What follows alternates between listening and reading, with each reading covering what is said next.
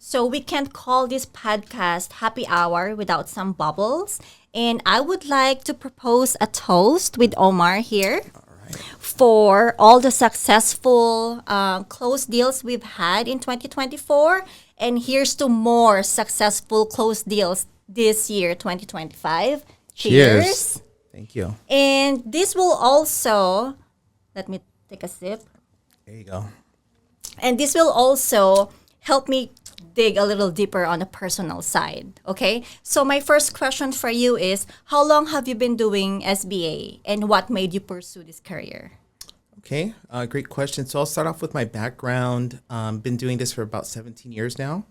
Started off my career in Wells Fargo as a business specialist, specializing in helping business owners with everything from checking, savings, credit products.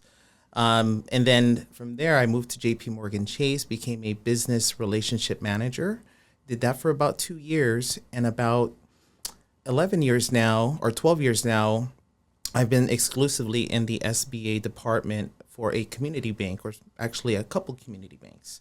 So one of the reasons I continued to make these moves was because I was trying to refine what I enjoyed more and what I enjoyed less. And ultimately, I arrived at being an SBA business development officer.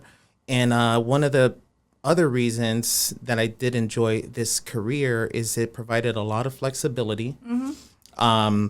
So typically I do work remote or wherever the business is. So I'm not required to go into the office. I did enjoy that. And because I do work with business owners, it's a little more common for them to only want to do business Monday through Friday between 9 and 5, 9 and 6, which is in line with the banking hours. And that I did really enjoy. It gave me the flexibility both after work and on the weekends to pursue other passions and other ventures that I do have. That's so great. Who doesn't love flexibility? Exactly. Right.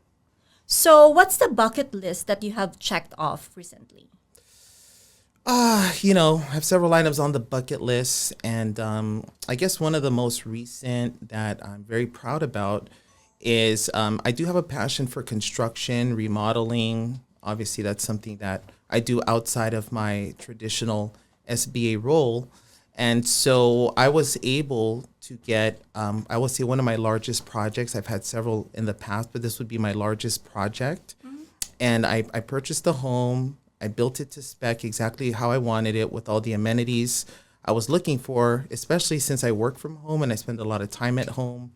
It was kind of in line with both my bucket list and one of my investment goals. So this did, I guess, get completed recently. It went through several phases. The first phase being about almost a year of interior construction. And then, of course, we moved things to the outside and with decor, etc. We finally finished that up, and now I'm getting to enjoy the fruits of our labor. So That's so great. And can you share where's the location of this property? we'll say it's in LA County, Okay. and it is nicer home in the hills. Thankfully, not being affected by the current fires Oh, wow, that are yeah. going throughout Los Angeles County.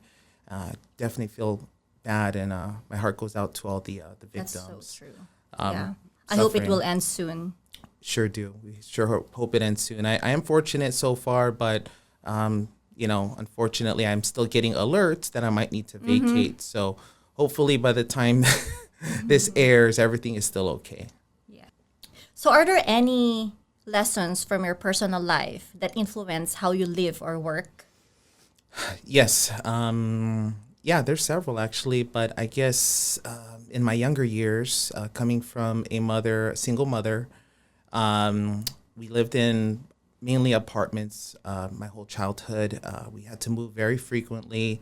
Unfortunately, we didn't even have a car, so we had to take public transportation. Although some people feel bad in some cases when they understand more of the details, it actually gave me strength through the adversity I faced as a child.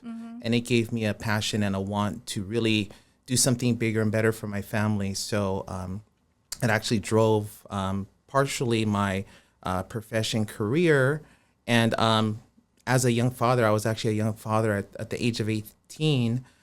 Most people thought, oh man, he's going to be another statistic. But I was able to turn that around and become pretty successful. My family's very proud of me, and I've made a lot of the right investments and set up my family and future generations in my family for success. That's so good. Well, people call it like a bitter roots, where they use that bitterness to become more successful, to become a better person. Yeah, I agree, and that's definitely the opposite of kind of that victim mentality. Right, right. Because I feel that if you have that mentality, and if you see yourself as a victim, unfortunately, you will be right, because it will stop you from possible future ventures, and you feel that something is owed to you. At the end of the day, nothing is owed to you. Sadly, a lot of people don't care. And at the end of the day, you got to get stuff done. Yes. So I always recommend just looking forward, staying optimistic, and focusing on more of the overcoming of obstacles versus the obstacle itself. That's so true. As what they always say, don't take things personal. So for my last question, if you could have a dinner with any person, living or dead, who would you choose?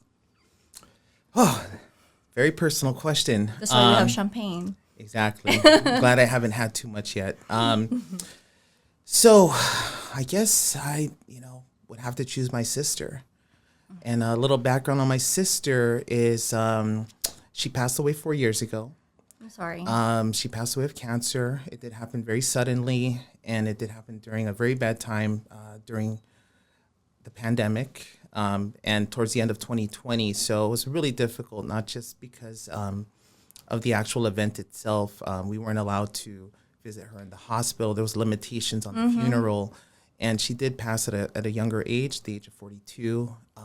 I felt that we all felt that we needed a lot more time, and I would love to have dinner with her again, and that would be something very special to me. Right. Yeah. So thank you. That's so good.